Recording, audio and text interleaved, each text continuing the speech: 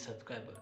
आज मैं आपको मुंबई की एक ऐसी डरावनी कहानी सुनाने जा रहा हूँ जिसको सुनकर आपकी रूह कांप जाएगी। दिन का समय है और लोग अपने कामों में व्यस्त हैं।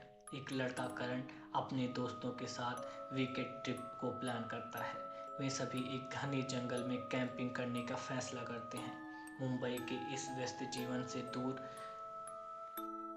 करण और उसके दोस्त एक घने जंगल में कैंपिंग करने का फैसला करते हैं, लेकिन उन्हें नहीं पता था कि इस ट्रिप उनकी ज़िंदगी का सबसे डरावना अनुभव बनाने वाला है। करण और उसके दोस्त राहुल, स्नेहा और अजय जंगल के अंदर पहुंचते हैं। वे सभी अपने टेंट लगाते हैं और कैंप फायर के पास बैठकर हंसी मजाक करते हैं। जंगल की शांति और ताजगी ने सभी को खुश कर दिया था, लेकिन इस शांति के पीछे एक गहरा रहस्य छुपा था। रात का समय होता है और सभी दोस्त कैंप फायर के सामने बैठकर कहानियां सुनते हैं। अचानक उन्हें जंगल के अंदर से अजीब अजीब आवाज़ें सुनाई देने लगती हैं। रात के अंधेरे में जंगल के अंदर से अजीब आवाज़ों आने लगती हैं। सभी दोस्त डर के मारे चुप हो जाते हैं। करण और राहुल झोपड़ी के अंदर जाने का फैसला करते हैं।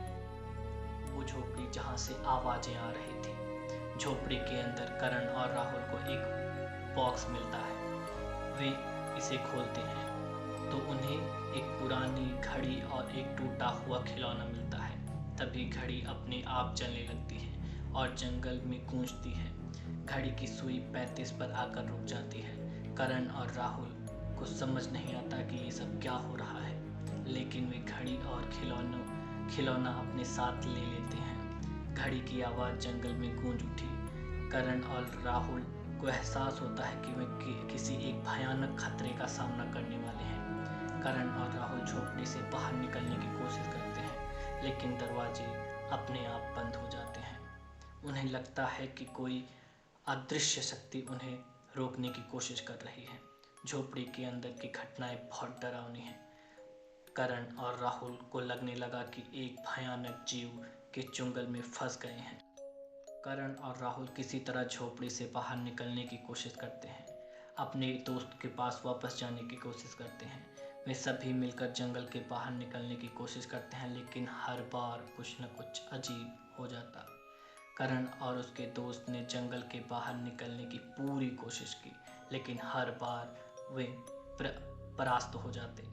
एक रात को करण को अपने सपने में वही खतरनाक जीव दिखाई देता है, जो उसे चेतावनी देता है कि वो कभी जंगल से बाहर नहीं निकल पाएगा। करण को एहसास होता है कि उसका जीवन अब खतरे से भरा है। करण और उसके दोस्त मिलकर उस जीव का सामना करने का फैसला करते हैं। वे सभी मिलकर जीव को पकड़ने की कोशिश करते हैं, लेकिन जीव की काली शक्तियाँ उन्हें रोक देती हैं। अंततः करण और उसके दोस्त किसी तरह जंगल से बाहर निकलने में सफल हो जाते हैं, लेकिन जब वे वापस शहर पहुंचते हैं तो उन्हें पता चलता है कि वह जीव उनके साथ ही शहर आ गया।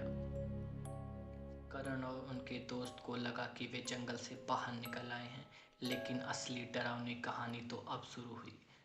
अब करण और उसके दोस्त को एहसास होता है कि उन्हें जीव का रहस्य और गहराई से समझना होगा। वे जीव के इतिहास का पता लगाने के लिए एक पुरानी यूनिवर्सिटी लाइब्रेरी में जाते हैं। वहाँ उन्हें कुछ प्राचीन पांडुलिपियाँ और दस्तावेज मिलते हैं, जो इस जीव के बारे में जानकारी देते हैं। उन्हें पता चलता है कि यह जीव एक पुराना तांत्रिक था, जो अपने गलत कर्मों के कारण इस रूप में बदल गया।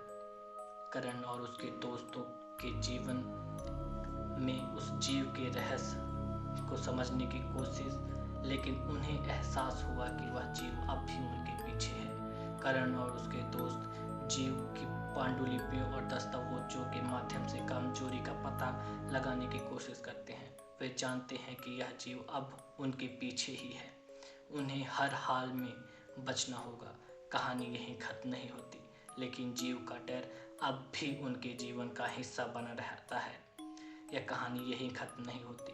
आत्माओं और जीवों की दुनिया में एक बार प्रवेश करना, बाद में वापस लौटना आसान नहीं होता। धन्यवाद। अगली बार अंधेरे में परछाइयों से सावधान रहना।